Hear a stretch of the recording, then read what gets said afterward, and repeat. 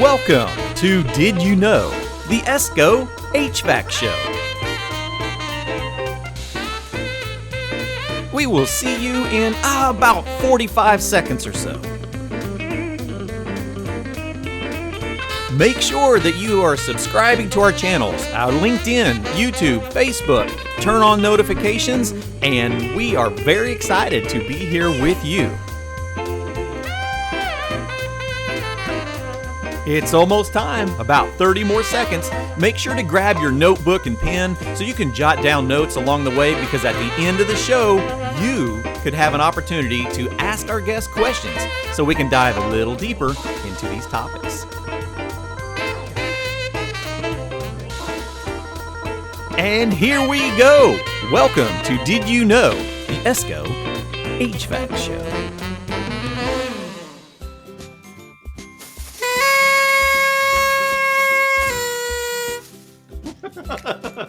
All right, everyone. Thank you for joining us on the 100th episode of Did You Know, the ESCO HVAC Show. I know we can get a little goofy around here, but it's all for the right reasons. We try to have fun and be professional at the same time.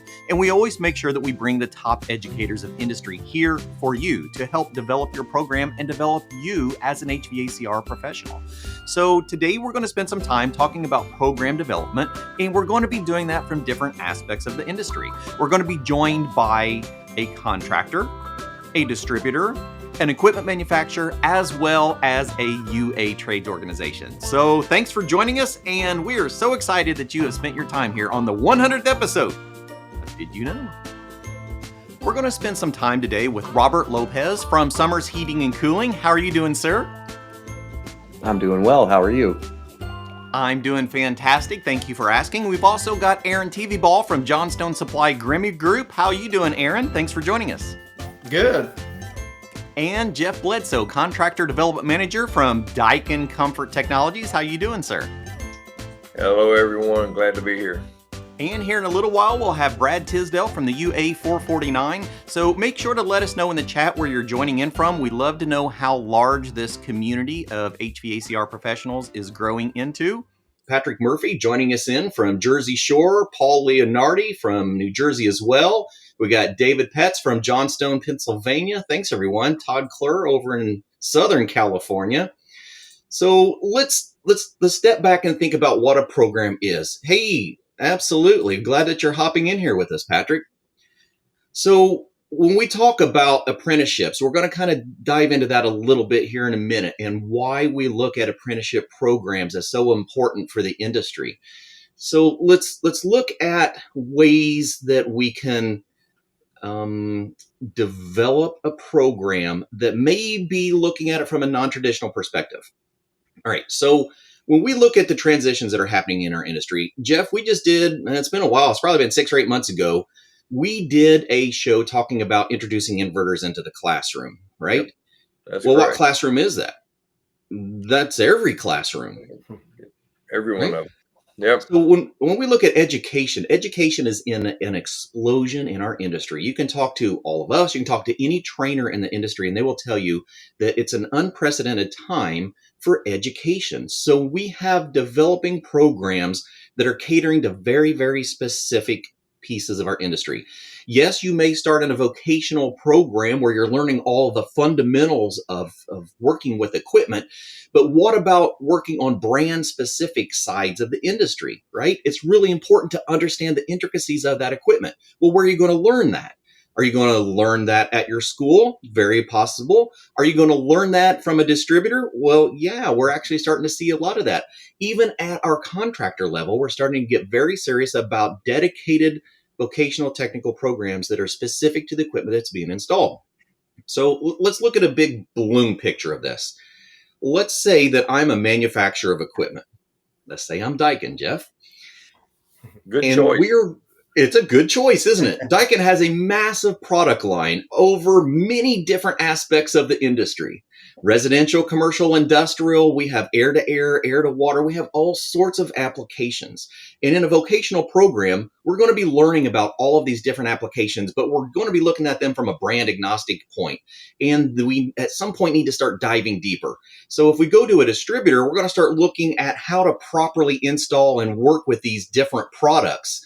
And then if we get to a contractor, now we're going to start looking at how to work with maybe even a smaller specific product line. So we're starting to work our way down to get to a point where we're very focused on the products that we're going to be working with on a daily aspect. Because if I go to a school and I learn about how to install high performance heat pumps, well, that's great. But I get out to the industry, there's a lot of different manufacturers that have them. So if I go to a distributor that's supplying that equipment, I might work with a few different high performance heat pumps. And by the time I get to a contractor, we may only sell one or two of those. We may have a specific market. So we can get very focused on the training that we're receiving. So I'd like for us to, well, we've got a little bit that we can run through in a presentation, not a ton, but I've got a few things that I want to talk about. So a lot of people ask about like accreditation and what is the programmatic accreditation that we do with schools. Well, what we're really doing with is when someone is applying for accreditation, we're looking at a program. We're looking at the capability of that program to provide an education to that consumer because our students are a consumer of our information. So let's look real quick at a few different aspects and see if they will apply to a variety of different educational programs, because you might be surprised that they will, and in different ways. And the reason I say that is because in the past, we've never really had anything other than vocational programs applying for accreditation. But in this last year, we've actually started to see distributors applying for accreditation. We've seen manufacturers applying for accreditation, and we've had contractors wondering what accreditation is about. And so here's really what it comes down to. When we're looking at a program and we're developing a program, we're going to look at 9 fundamentals. We're going to look at, does the program have a mission statement? So Jeff, from Daikin's perspective, what would be a mission statement that Daikin has for educating the industry?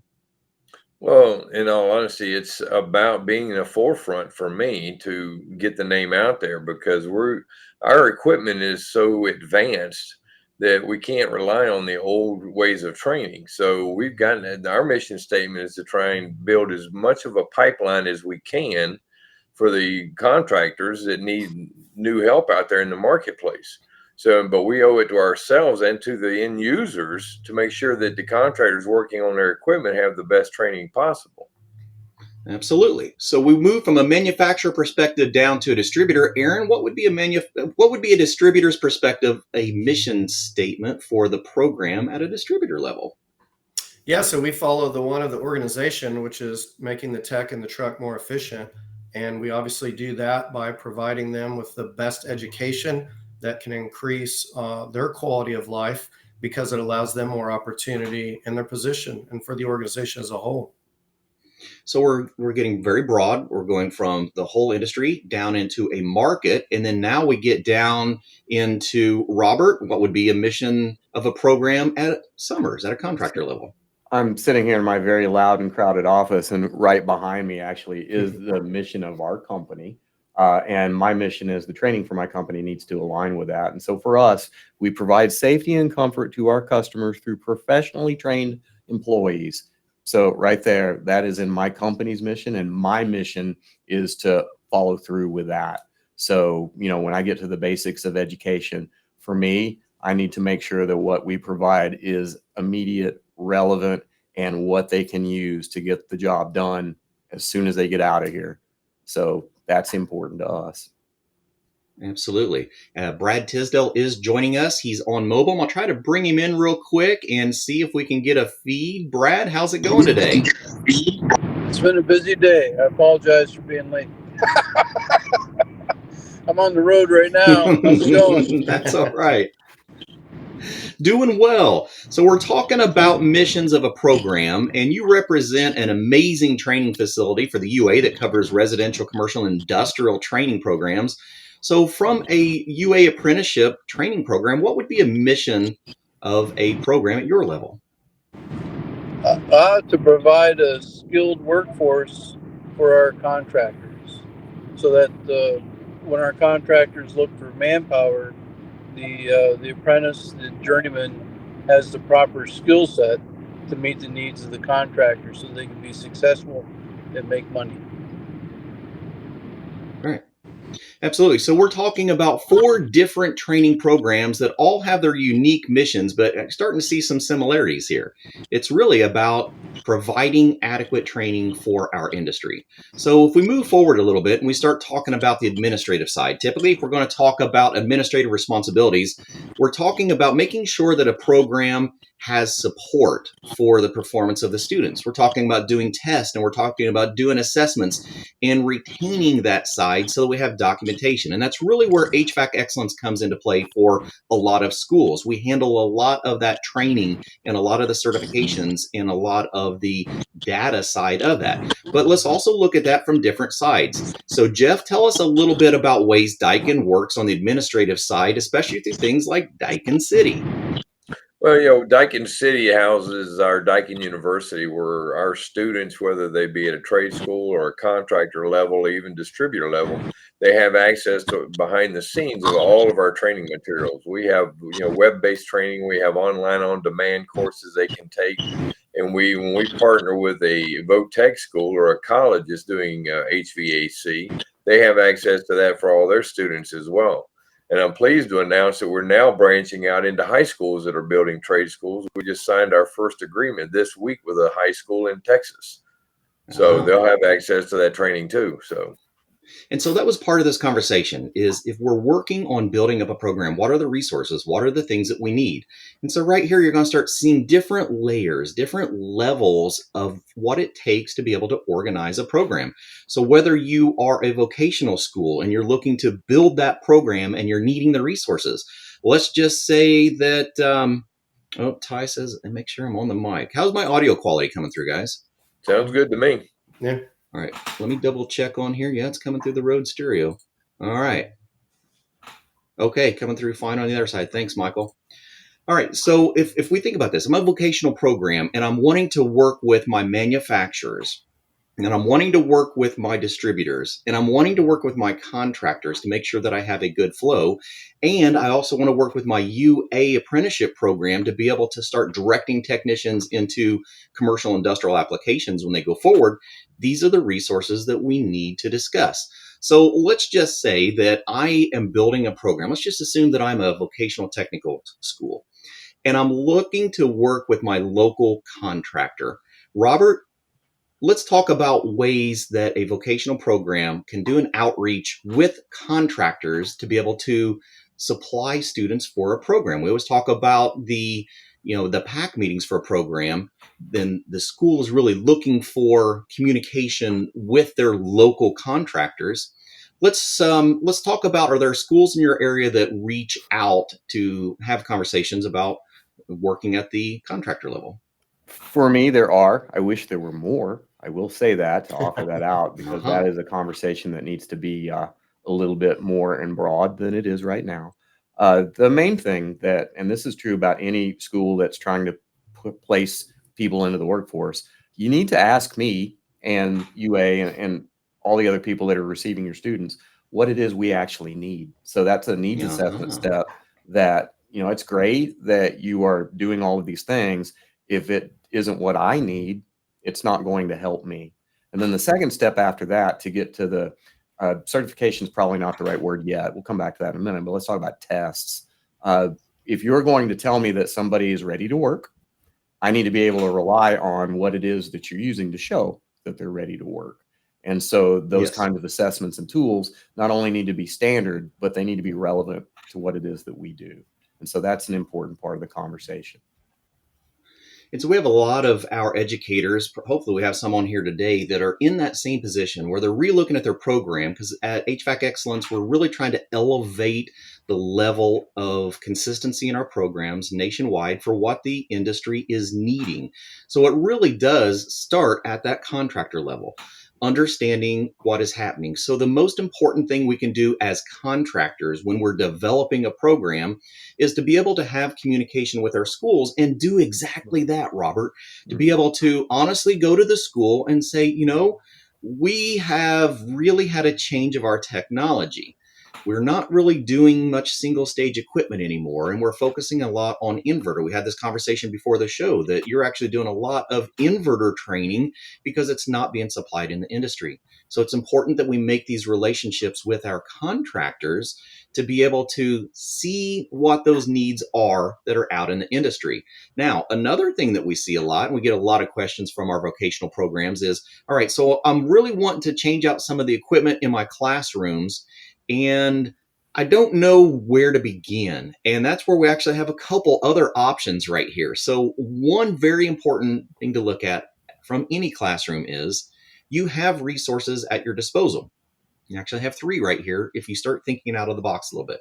If I'm a program and I'm looking for equipment for my classroom, let's start with one here. Let's just say that I'm ready to elevate my program and I just want to get some things into the classroom. One of the things I like to do is to reach out to my local contractors for old equipment that comes in. So, I mean, Robert, let's think about how much equipment goes to the scrap from an average contractor per year. How many change outs would you say that you do in a year?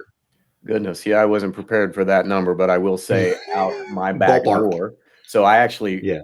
I have built a training facility behind one of our branches, and we have 26 branches across 3 states. So the math here, I need to math the math. But just today, our scrapper was here and picked up a container that is 40 feet long, loaded with systems. He probably pulled out systems that we had just recently pulled out from homes, I would say on the order of 35 to 40 different systems. And that was this week. Exactly. So multiply that times, it's seasonal, but multiply that across the year, across 26 branches. And that number is a lot. That is a lot of equipment that we could offer up. Some of it's weird. Some of it's old. Yeah. Some of it's broken on purpose. But But that's some of the fun stuff. I know that's the good stuff. And we have a lot of that. Absolutely. All right. So let's think about this. So that's one connection a school can make. If we start thinking about pieces of equipment that may not be 100% ready, but could be scratch and dents that are not 100% sellable, let's look at it from the distributor level, Aaron. So Yeah. I know myself when I was in the distribution side that we would get scratch and dent material that we would look for schools to be able to donate. Sure. And it was actually sometimes hard to find those schools. So when we start Yeah. talking about making the right connections in the industry, one partnership that is very, very important to a vocational program is working with your local distributors, not just to have input for your program advisory board, but also to make those conversations for, hey, have you got any newer equipment coming to the industry that may not be in function or may not be 100%, but is going to end up going to the scrap yard if it doesn't do any good? Those are some conversations that could be had.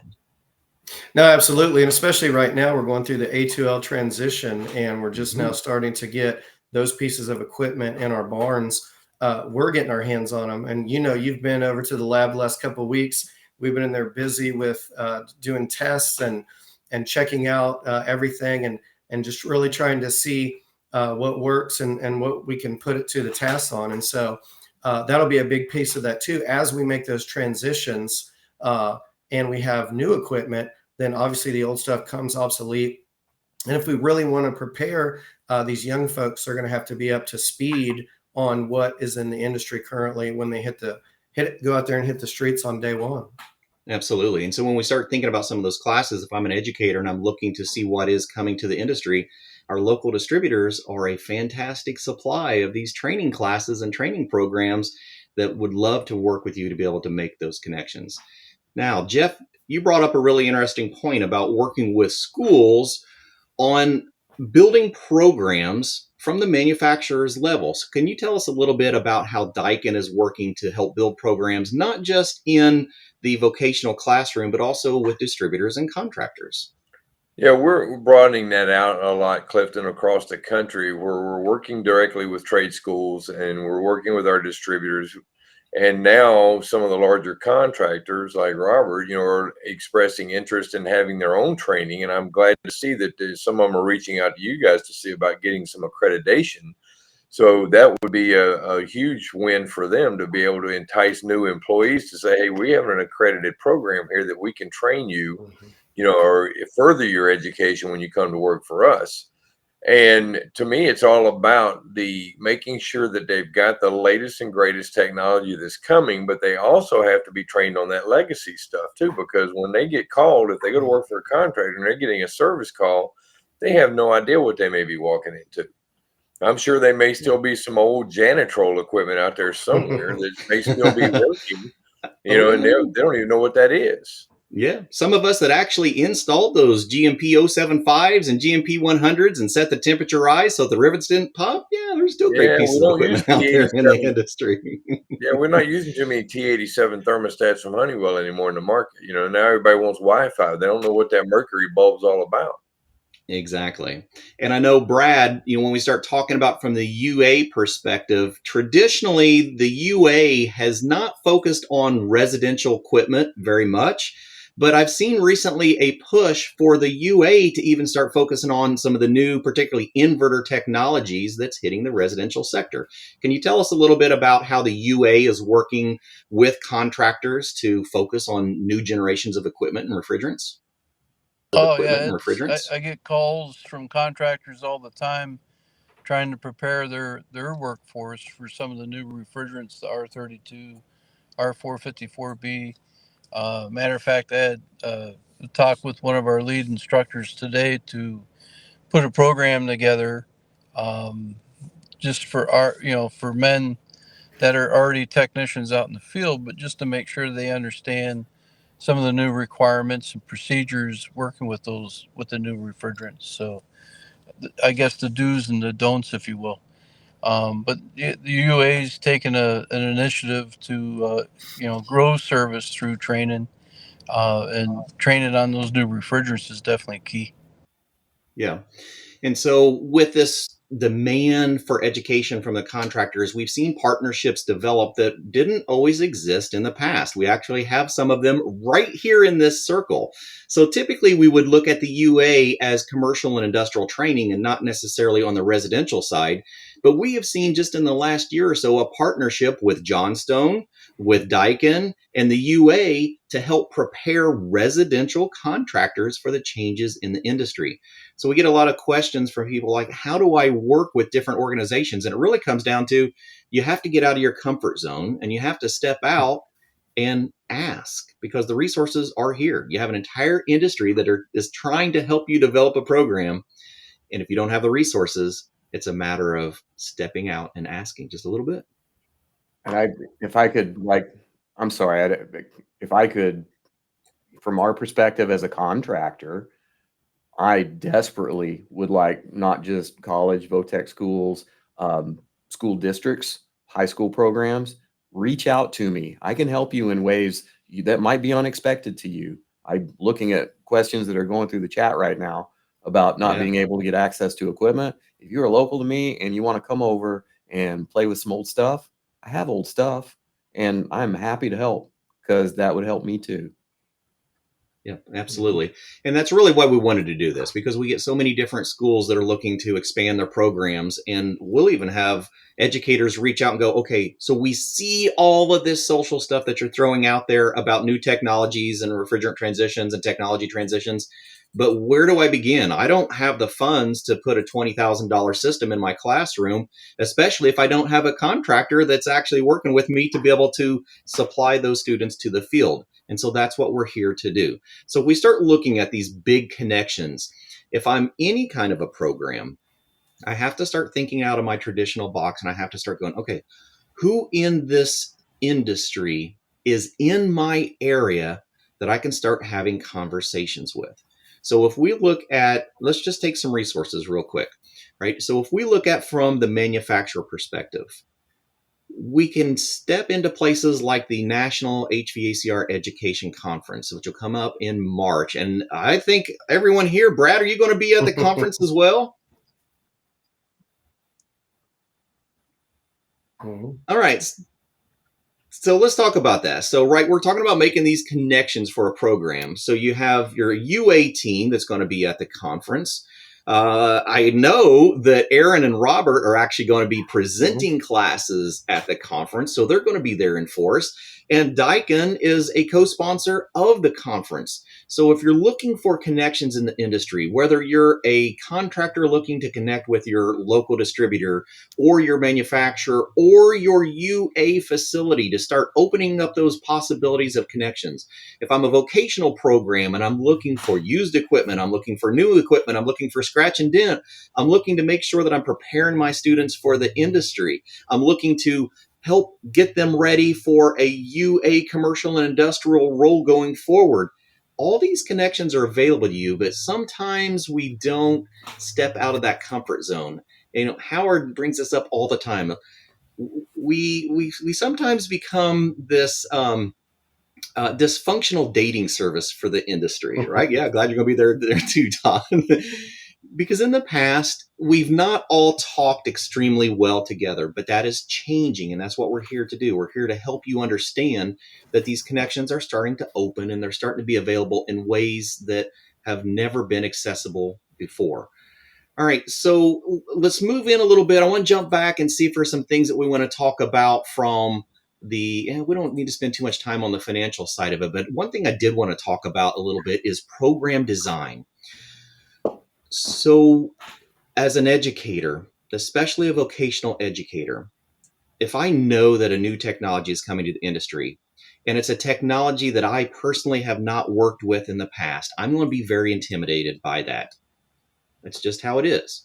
I may not feel comfortable. Eugene always says that, as an instructor, if I don't know it, I don't teach it. If I don't teach it, the students aren't going to learn. If they don't learn it, they're not going to be able to actually practice that out in the field. And so I want to make sure, here he is. I didn't know Eugene be hanging out with us, but that's exactly what we're talking about, is making sure that we are getting these connections and that we are stepping out of our own comfort zones. So if I look at this, if I look at a new technology coming to the market, and I know that inverters are a predominant product in the market, if I start having the conversations with my local contractors of what equipment is coming to the industry, Robert, let's talk a little bit, if you don't mind, for a second. When you and I were talking about this conversation before, let's talk about what you have had to introduce into your programs because the industry is not prepared for them. Well, inverters. Specific, since we brought up, hello, Daikin. Daikin Fit and Amana S. We are big players in that market, but nobody knows how to install them and nobody knows how to work on them. So we had to come up to speed very quickly on what that is. Obviously, new refrigerants are coming our way. None of the people who instruct in my training facility have touched new refrigerant yet. So making sure that our folks are prepared so we can prepare everybody else is a dance. And, it starts early with getting equipment and getting stuff that we can touch and play with and build our own expertise, which involves all of the other people here stacked on this podcast.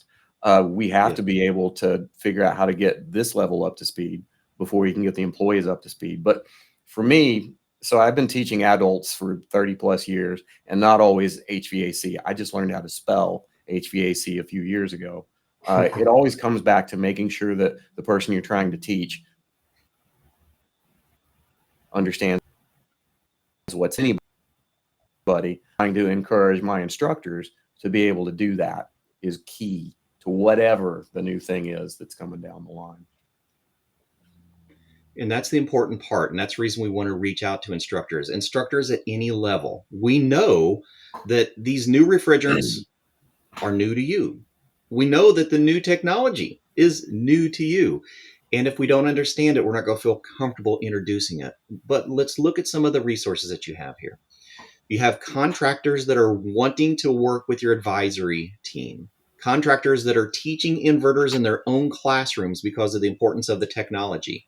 You have manufacturers that are bringing inverters into the classroom and doing inverter training in the classroom. So, Aaron, just for a minute, let's talk about some of the classes that you provide, and let's discuss ways that educators, whether you're a contractor educator looking to get better on this equipment, whether you're a instructional educator at a vocational program, if you're someone that's looking to get trained on some new equipment in your area, What can Johnstone as a distributor offer to other educators? Yeah, right now, the big piece is the Goodman side discharge, right? That's the latest and the greatest out of the Daikin line. And so we're really hot on that. Doing a lot of the mini split, Daikin mini split stuff with our younger apprentices that we're working with, and fit systems as well. And so on the residential side, we also have a VRV lab in both Cincinnati and Indianapolis locations. So that's been a really popular one. We actually ran a class there this week with Brian Orshell. He's one of our main instructors and a Daikin champion as well. So he gets a lot of calls from a lot of our contractors with questions on those types of things. What if I'm an educator at a local community college? Is there the possibility of me coming to a distributor to actually do classes on new technologies and new refrigerants? Oh, absolutely. Yeah. Yeah, that's something, we try and work with. Here in Indianapolis, they have what they call career centers.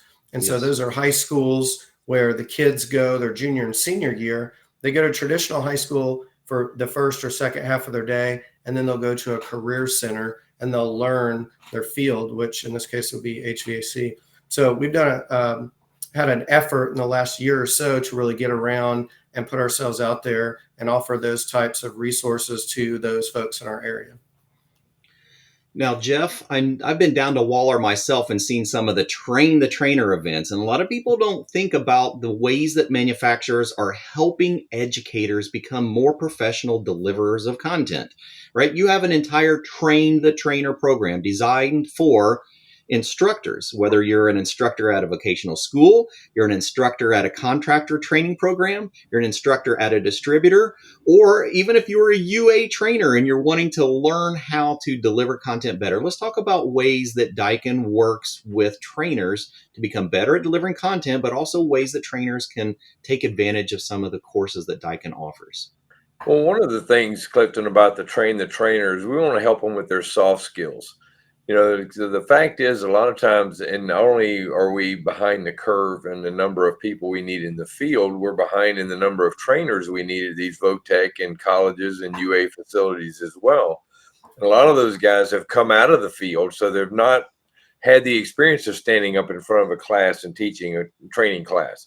So, excuse me, that's one of the things our train the trainer does is with their soft skills to help them be able to engage the audience and get the learning points across to them, not only then also the technical training too. So we try and provide both ends to be a true partner to them in the marketplace, to be able to help them out and be the best they can be when they're standing in front of their students, to make sure those students get the training that they came for. So Absolutely. And Brad, I've got a really good one for you. So this is something I didn't realize until I actually came to your facility, which is absolutely phenomenal. I think Howard just put a link, or someone from internal put a link out into the chat for you to get a picture so you can take a look at this facility.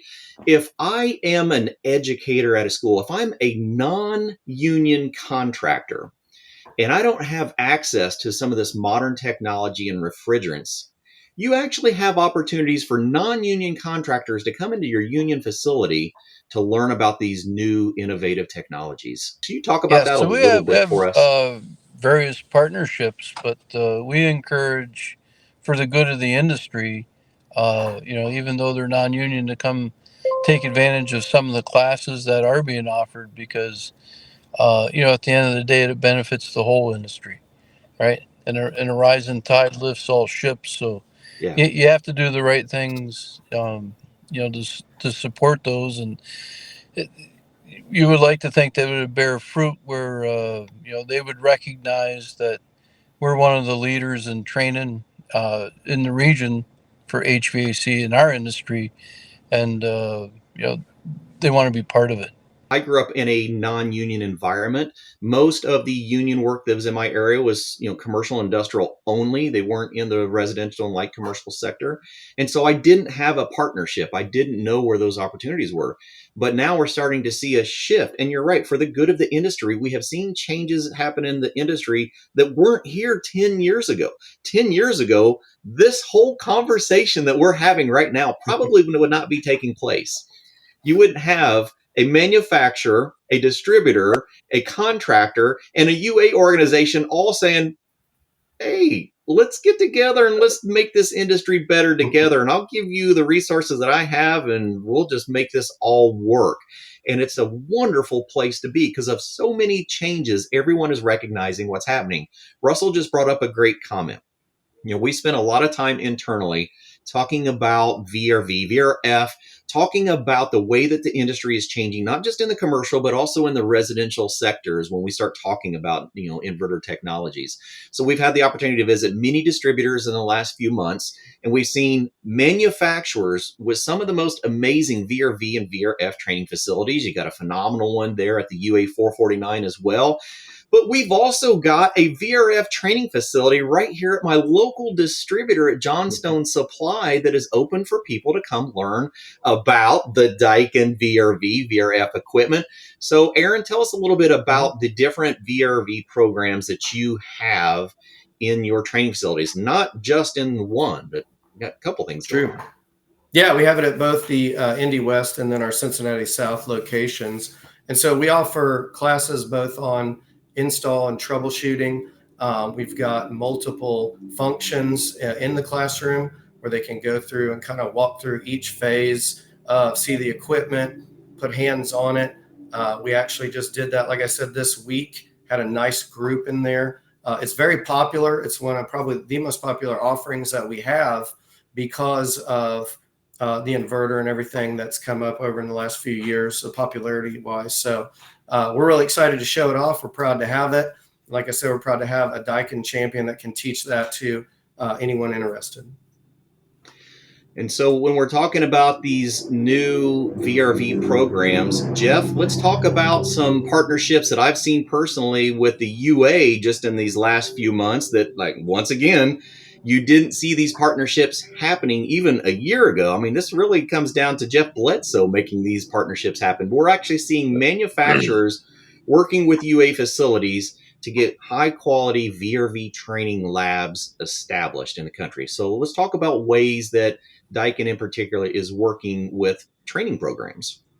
Well, the fact, Clifton, that the UA gives me access to about 70,000 technicians around the country to be trained on our equipment, it's a no-brainer for me to be involved with them. When I got invited up to Brad's facility years ago, before we opened that lab, I was looking at it from the 50,000 square foot or the 50,000 foot view. It's how can I parlay this into something for the country, not just, the region up there around Pittsburgh. So I got with the higher ups at the UA, and we put together a plan where we're looking at training more and more of their trainers around the country. And they'll use Brad's facilities and the one in Albuquerque, New Mexico, for the instructors to go in and get training and be able to take it back to their locals.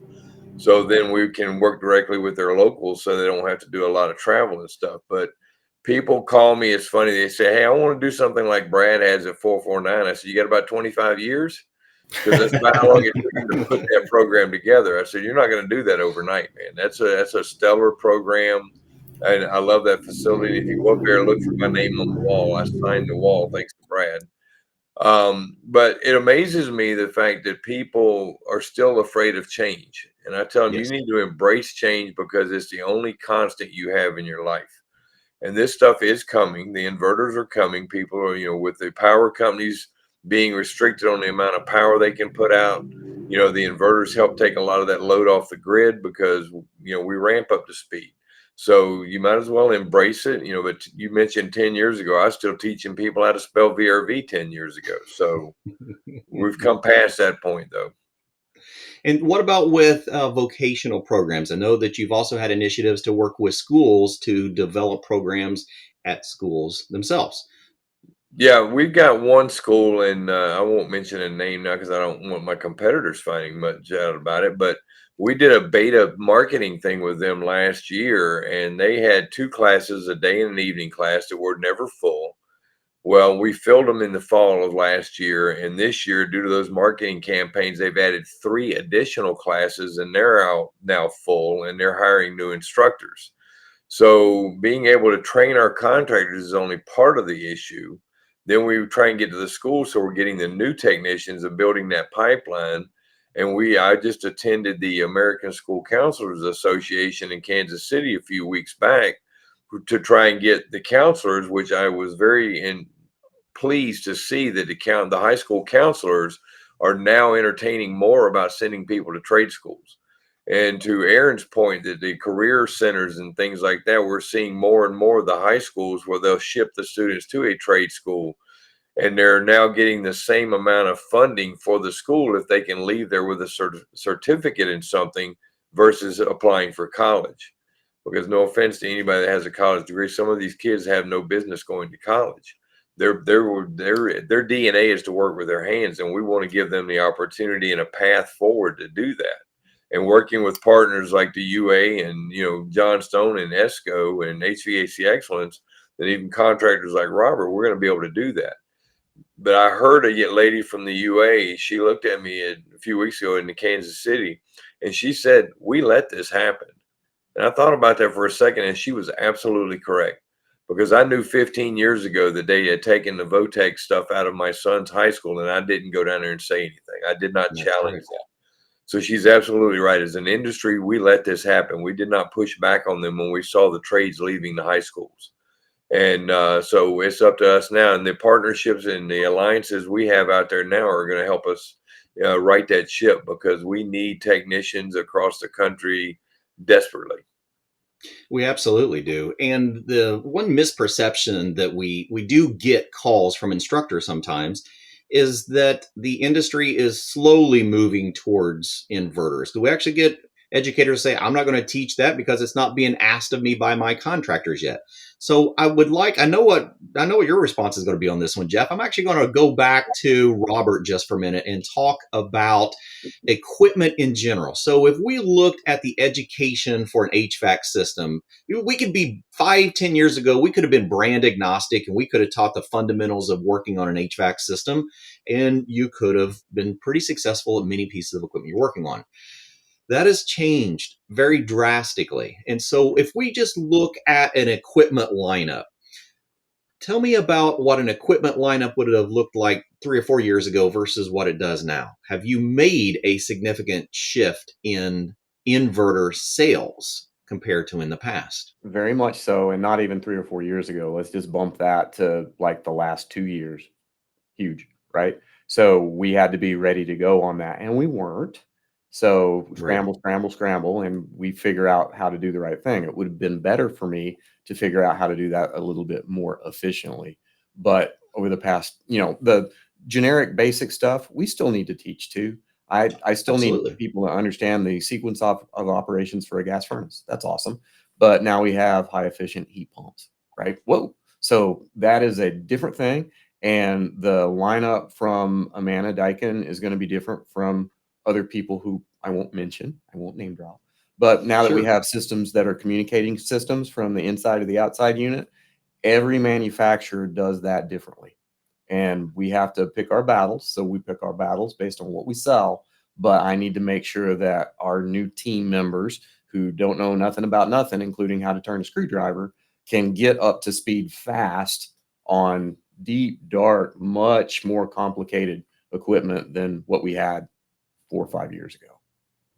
Yeah, and I feel like we've been kind of a bell ringer for this, and a lot of times people go, "Oh, that's coming down the years." That Cliff, he's just out there being a nutcase and talking about the future. And actually, we keep saying the future is here. For our conference this year, it's going to be very much dedicated to new technologies, new innovations, new refrigerants to help people understand, to help an industry understand that the change isn't happening. The change has already happened. And we have made a very significant shift from single stage and 2-stage into inverter technology. So you're seeing that at the contractor level. I'm going to hop over to Aaron real quick and get Aaron's input on inverter sales. Have you seen an increase in inverter sales in this period of time? Oh, absolutely. Yeah. I mean, it's been huge. And like Jeff just said, everyone's looking for energy efficiency. Everyone's looking not to have that $1,000 electrical bill in January right after Christmas, and you had the lights on and all those types of things. And so, and plus we've had a really here in the Midwest, we have a really hot summer too. And so, that's one of the things that everyone's trying to move to is the latest and greatest. So yeah, we're seeing that quite a bit. Brad, I wonder too, especially in these partnerships that you have with residential contractors, are you seeing the same thing that residential contractors are coming to the UA because the UA already knows communicating equipment? It already knows variable capacity systems. It already teaches on the latest, greatest technologies for the commercial and industrial sector. Are you getting the request from residential contractors because of the changes in technology?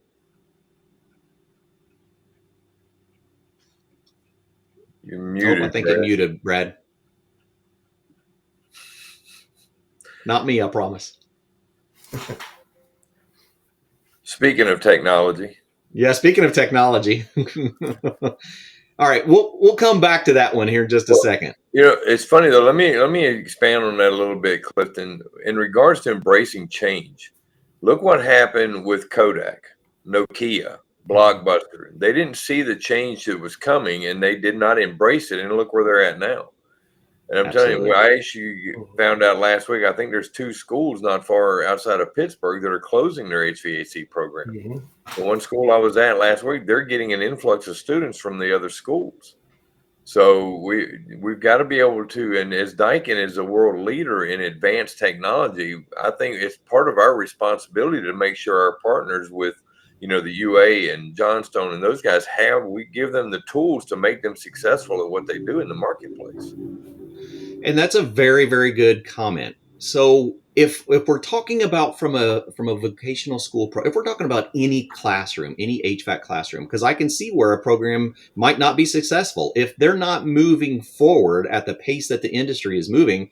They're probably not going to be. I mean, we just had this amazing opportunity to visit some schools when we went out through New York, New Jersey, and we seen classrooms that were just busting at the seams. So then when you can talk about programs like this that are going to be closing, you have to go, okay, well, what is the difference? Well, the difference really comes back to, are they moving along and are they progressing with the changes and innovations in technology? So from a manufacturer, what would you want to see a school covering in its curriculum and in its equipment? Well, definitely, we start with the inverters because those aren't going anywhere. So they need to look Right. at that and look at where the market's going. And I would advise them to look at the manufacturers like Daikin and the other guys out in the marketplace to see what the emerging technologies are. The fact is now we have equipment. We don't have capacitors, start capacitors and the contactors like of old. Now we're introducing equipment that comes with a Verizon. You can hook a Verizon SIM card in it and talk to it over the cloud. So Exactly. those types of things, it's a different ball game now. So you've got to stay with those emerging technologies. And inverters is just a part. That's just the heart behind the equipment. All the Internet of Things and stuff that we're trying to embed in our equipment is some things that they've got to start looking at. And no offense to some of the instructors, they're going to have to up their game too. They're going to have to learn on this equipment so they can teach it. Absolutely. I don't, Brad, did your audio come back through for us? Nope, still not coming through. I don't know where we messed up there. The audio, I don't know if it connected to the vehicle and disconnected but so I do want to bring up another thing here. So if we talk about as a contractor, if I'm an educator and I'm trying to prepare my students for a career in the HVAC industry and I'm trying to prepare them for my local contractors, if I'm not preparing them for these changes in technologies, I'm really doing a disservice to the industry by not staying up to date. When Jeff was talking about, companies like Kodak and companies that did not change with the changes in technology, they fell to the wayside. Do you see, Robert, contractors that are not staying up to pace and are only working with older technologies starting to fall to the wayside because they're not keeping up with innovations? They are, although it is, a little bit bifurcated. I'm going to use that fancy word. We will have contractors because they can work on old equipment, and there's lots of old equipment out there. We'll Sure. continue to try to keep that old equipment going. And there's a reason why we're going towards inverters and other pieces of new technology, because it's just better for everything. New refrigerant is better for the environment. So when we have these folks that are trying to continue to whack it with a stick, we're not necessarily doing the right thing with that. So we do have contractors that do try to stay with that. And, I'm going to support my own brand and say we will eat those contractors lunch. If you want Yeah. to be successful going forward, you have to be able to do this. Just to jump on a little bit about what Jeff said, expectations for schools. I need schools not only to teach these new technologies, including the communications aspect. And when I say communicating systems, I am also talking about the Internet of Things and the different ways we access these devices. Absolutely. But I need to take a meta level at that. So if we want people to learn how to embrace change, we have to teach people how to embrace change. And nobody wants to. We're all just kind of DNA wired so that change is hard.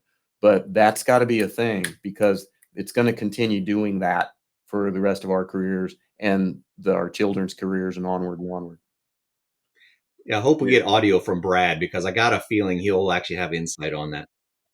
Yeah. Now you're back with us. Because I have a feeling that residential contractors are reaching out to the UA for this education, because the UA already teaches all of these things. They teach inverters, they teach new refrigerants, they teach communicating systems, they teach building management systems where things are interconnected.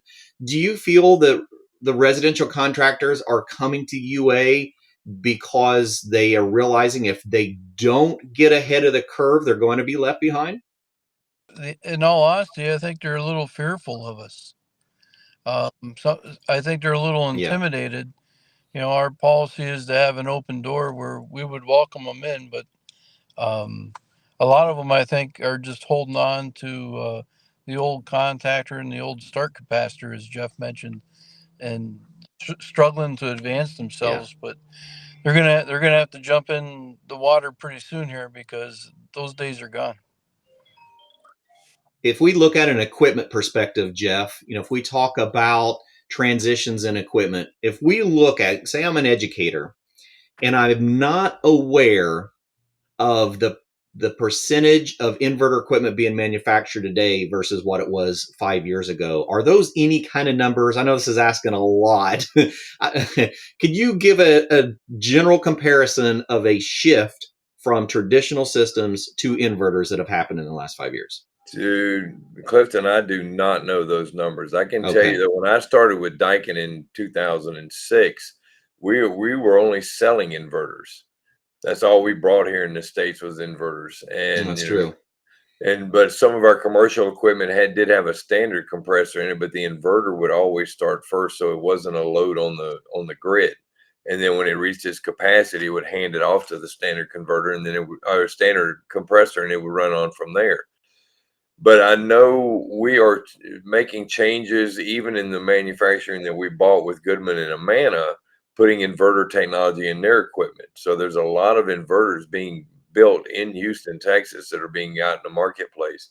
And I know it's shifting because the homeowners are now wanting the quietness of the inverters. They don't want that big, loud, wanking noise outside their house. Absolutely. But back to Robert's point, I had a conversation with a instructor the other day. He drove by a neighborhood. They're building multi-million-dollar homes, and he looked, and they put two, pretty much sure they were 5-ton standard, like 14 SEER units on a multi-million-dollar house. And I'm like, Yeah. those are the guys that are still price driven. They're not following the market, and people like Robert, like you said, they're going to eat their lunch eventually. Yeah. They're not I talk adding value. They're not adding value. There's no way I would put a $1 million house in and put a 14 SEER system in it. It's just not going to happen. I talked to one equipment manufacturer, and they had stated that 5 years ago they had a 20% line card of their total sales was inverter. So they were 80% single stage, two stage, and 20% inverter. And as of this last year, they had completely flipped, and they were an 80% inverter delivery and 20% single stage, which was on the way out. A lot of people don't realize there's actually legislation looking at single stage equipment that could eliminate a single stage equipment in a very, very short period of time. Oh, So we absolutely. really I have know to get comfortable. the Pacific Northwest, they're already doing a lot of that stuff. And so is California and even New York about the advanced heat pumps and the Yes. electrification that they're putting in. They want these advanced heat pumps because I remember when I started in HVAC sales 36 years ago, and heat pumps first hit the market, they weren't that efficient below 36 degrees, but we are so much better than we used to be. Absolutely.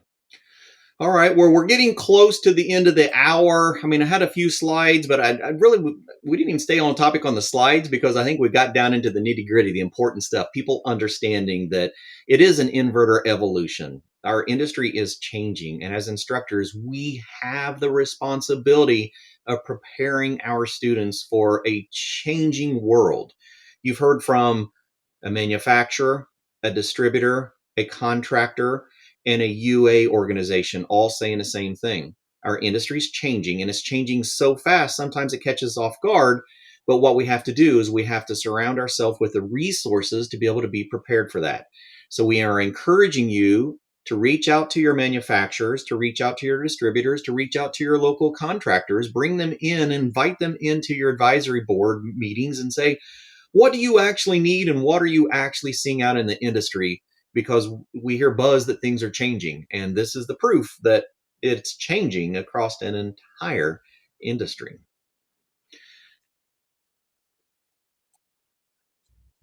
I love it. I mean, if you think about this, like we could probably have an entire conversation on the value of a highly skilled, highly trained and certified technician. Oh, they got the world in their hands. That's why I use that tagline, and Brad put it on his wall up there. It said, "Welcome to your future," because that's exactly what it is. Absolutely, it is. Well, even from the distributor perspective, Aaron, if we look at a distributor that's looking at new contractors and you've got a product line coming out, say that S series Amana horizontal discharge inverter communicating system. What kind of contractor are you going to be looking for to sell those products to? You're going to be looking for contractors that are staying ahead of the stage, that are staying prepared with training, and are educating their technicians. So ideally, we're wanting to understand that it's everyone that is looking for these highly skilled technicians in the industry right now. No, absolutely. And, we talked a lot about kind of people holding on to the past, but we can't forget too that we've got a whole generation coming in. And so, one of the things that we work through on our apprenticeship program is getting these young folks to come in and teaching them, because see, they're born with the skills of technology. I can remember my youngest daughter picking up my wife's iPhone at like 2 or 3 years old and already knowing how to get to her favorite show. So that is the generation that we're dealing with now. They already have an upper hand on that. And so they really embrace it when they come in. It's something they really get excited about. So I think, I'm really optimistic that even though we do still have some folks that maybe holding on to the past, we've got a couple generations of folks right now that are really interested in embracing this, and we'll probably dial down on it and be the subject matter experts we're going to need as things change. No, Patrick Adler just brought up a great point that I think we ought to finish this program on. And as you mentioned about finding a good apprenticeship program. So even if I come out of a vocational school and I've got all my fundamentals and I've got the basics of inverter technology and how things operate, it's a fantastic opportunity to start looking at apprenticeship programs to take that to the next level. So I'd like for each of you to tell us a little bit about the apprenticeship style programs that you have. Sure. Yeah. So we have what we call the essentials. And we did the research for quite a while. We found out that contractors, when they send someone to training, they get hit 3 ways. They're paying the person to be there, they're paying us to train them, and then they're paying a person to be there and they're not bringing in revenue. So what we've done is we went out and we've hired young men and women to come in and work part-time for us 3 days a week in our warehouses. And then they attend the classes on their own time 2 days a week. And so we have a 24-week program that they go through. I'm sorry, 14-week program, 28 days that they go through. We put them through all of the install classes. Many of the schools, they focus on theory and service. So we're trying to help fill that gap in the install, give them multiple installs in not only furnaces, but air handlers and mini splits, get them their EPA. We're doing a little bit of troubleshooting service side.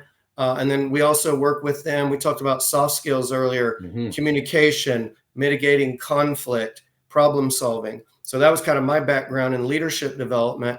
So I've taken that and made that work and now into the field and try to help them because many young folks don't have those skills quite yet. We have an 18-year-old that just came out of high school. He graduated on a Thursday, started our program on a Monday. He'd never interviewed before. So this week we had 3 of them that we're putting out and trying to get them placed. We sat down and we did some interview prep and some live reps on mock interviews with them. So just some things like that is what we're focused on right now. Fantastic. So a distributor working to grab those students and start helping prepare them for an industry. Robert, tell us a little bit about your program. So as a contractor, to me, I am industry. So we will bring, and it doesn't have to be kids. Sometimes I refer to them that way. We will bring in people that do not understand HVAC, and we will spend 11 weeks with them. We split it up. So we're seasonal. I'm not going to teach somebody how a furnace works in May. So I will teach what you need to know at the time. And we will spend that, do the basics, get them their EPA, teach them how electricity operates so they don't hurt themselves, safety. Then we get into systems, and we will go one of 2 ways. So we have a program that will teach somebody how to run what we call maintenance, which is the basic tune-up level stuff, and that will help graduate them towards service. Or depending on their proclivity, we might go the install path. And so we have a different program that will help teach them install. And, after this, what I would like to do is talk to Johnstone and see, where the commonalities are there. I'm telling you, the way I approach it is, if I'm not able to get the people that I need, I'm going to make the people I need. So we can approach it that way from scratch. What he just said, we will pay you while you're here doing this. We will spend the time to help you do it right, while you are also doing ride-alongs with seasoned professionals so that you can see how it works out in the field. And once you get out in your own van and you're doing your thing, you know what you're doing. So we're not going to just leave you to the wolves, which I think is super important. Last thing I'll say, because I know we're running low on time, the soft skills, the communications training, that is vital. And everything I'm saying we provide from a contractor standpoint, if I could get this type person, and sometimes we do, from a VOTEC program or from somewhere else, I'll take that person too. I am agnostic. That is fine. But what we suffer from the most is actually the soft skills. So I need to be able to make sure that people can present themselves, conduct themselves effectively in a home as a professional, and do all of those things that he mentioned right before me. So we do that as well. So for those out there in the audience, if you don't realize, what I'm trying to do here is I'm trying to have us a virtual program advisory committee here so that we can understand. As we start building our students with these fundamentals, it's absolutely crucial that we're helping with those soft skills. We're helping with the inverter technologies. And then we connect with other industry partners to be able to set them up for a successful career where they can continue their education. Brad, you mind telling us a little bit about the apprenticeship program through the UA? So we actually just conducted interviews today. This year we'll actually have more opportunities for service technicians than in our construction. So the service industry continues to grow. We offer a 5-year program, and the beauty of apprenticeship is that the training takes place and there's no cost to the student, and then also they're employed while they're going through their training program. So we start off with high school students that perhaps may have been in the VOTEC, attended our classes at night. We offer free training at night for high school students that are trying to get in the industry, with the intention that we'll get them out to work as a helper for the contractor. And then if they're successful on their application applying for the apprenticeship, they start with a 10-week program. So in that 10 weeks, it's a 400-hour program, but we call it a boot camp, if you will. And it's really learning all the fundamentals. It's the multimeter, it's refrigeration gauges, it's understanding thermodynamics and the basics, the math, the science. We pack in a lot in those 10 weeks. With the soft skills, we actually spend an entire week, 40 hours, just devoted to customer service. So we actually bring in a customer service trainer. They spend 40 hours with the students, and then we bring in actors and we do role playing so that the students can actually work through different situations that you might find in a home or in an office building, dealing with the customer. So there's a lot there, but you know, we welcome any young man, young person, man or woman that wants to come in and they're interested in the service industry. Please stop and see us. We're looking for good people. Absolutely. And HVAC Excellence has an articulation agreement with the UA. So for all of our HVAC Excellence accredited programs, I highly encourage you to reach out to your local UA to establish those extended educational opportunities, bringing that student right out of the classroom and into a continuing education program. So definitely make sure to reach out to your local UA and help build that partnership in our industry. And Jeff, could you tell us, as we wrap things up, a little bit about Daikin's educational outreaches, especially through Daikin City and all the courses that are available to educators? Yeah, they have the educators have free access to our Daikin University. So all they got to do is contact me, and I can get them in touch with that, so they can go in there and see what we've got. We've got schools now that are assigning their students to take the online on-demand classes sort of as homework, which helps their education. And so, because we know they're limited to a number of hours in there. And I need to make sure that we've got some stuff after the conversation here, that we've got more things that are available to them on the soft skills. Because like Aaron mentioned, the fact that his child knows how to use this to get to their thing, but they lose dealing with these and texting and emailing and things like that. They lose that personal communication. So that's something we haven't been teaching this younger generation, is how to communicate. And sometimes, I mean, trust me, in Florida, and it's 95 degrees outside and they've been in without air for 3 days, they're not in a very good mood when you show up. Right. So, and you got to be able to deal with that conflict and be able to resolve that. And that's just an added portion of it, because you certainly don't want to burn that bridge. Because with contractors, you know, and Robert can attest to this, it's that longevity of the customer relationship. So they're telling you more and spreading it by word of mouth advertising. That's the biggest thing that contractors have to deal with. The same with manufacturers and distributors. You know, that word of mouth, we've got to make sure we treat the customers right, or they're going to tell some people and it's going to snowball from there. So we don't need that in the marketplace. But I'm glad to be partnered with the guys that are on this call here. It's from Daikin's perspective, we're very honored and blessed to have the relationships we have in the marketplace. Yeah, it is a growing marketplace. As you can see, these partnerships and these friendships and relationships continue to develop, which will make our community, make our industry stronger as we go along. We had a couple comments that came in looking for additional resources. Froggy Beluga and Patrick Adler. So Howard put a link into the messages. You can also go to escogroup.org. You can go to the accredited programs, and it'll show you HVAC Excellence accredited programs across the United States. And in this follow-up video, when we're done, I'll put all of the links to make contacts with Johnstone, to make contacts with Summers, to make contacts with UA, and you can continue these conversations as you go along. So we're grateful everyone joined us. This is a fantastic conversation. I'm blessed to be able to have done our 100th episode of Did You Know? Yay! It just shows that the industry is growing. This community is growing significantly, and I am very, very honored to be here. So I think we'll wrap it up for the day. Thank you, gentlemen, for joining us. And we'll see you again next week on Did You Know? The ESCO HVAC Show.